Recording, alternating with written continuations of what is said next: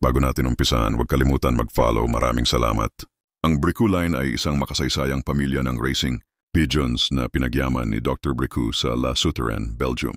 Mula noong unang bahagi ng ika-20 siglo, kinilala ang linyang ito sa tibay, likas na orientation, at kakayahang manalo sa malalayong distansya. Bilang manggagamot at mapanuring breeder, gumamit si Dr. Bricoux ng istriktong seleksyon. Tanging mga ibong may panalo, mabilis mag-recover at matatag sa panahon ng pinapayagang magparami. Dahil dito, nanatiling malinis ang pagkakabuo ng dugo at matibay ang pundasyon ng strain.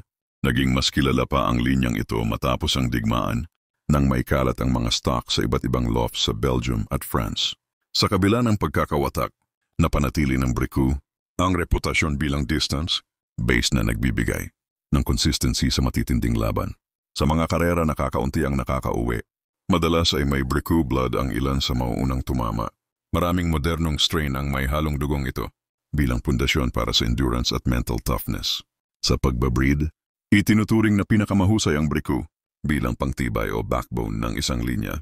Kung bilis ang hanap, i-cross sa Janssen para sa eksplosibong pag-uwi at aktibong kumpiyansa sa basket. Para sa marathon at headwinds, mahusay ang pares sa John Arden. Pinaghahalo ng kombinasyong ito ang tibay ng kalamnan at mahinahong pacing sa malayong ruta.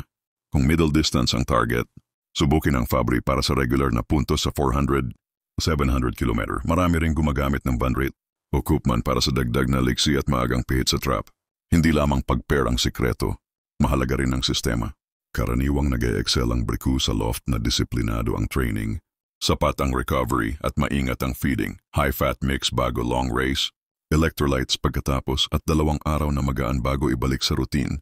Irespeto ang natural na kondisyon, dumarating.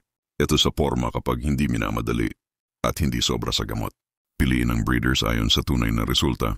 Panatilihing malinaw ang tala ng pedigree at race performance. Para sa seleksyon, unahin ang may malinaw na mata, malapad na balikat, elastic na kalamnan, at tahimik sa basket. Iwasan ang overbreeding. Best ay mabisa ngunit bantayan ang inbreeding. Sa crosses, panatilihin ang humigit kumulang 3 bahagi. Bricoux sa isang bahagi speed line upang manatili ang core na tibay. Mag-test pair, erase ang batch at itira lamang ang consistent na top timers.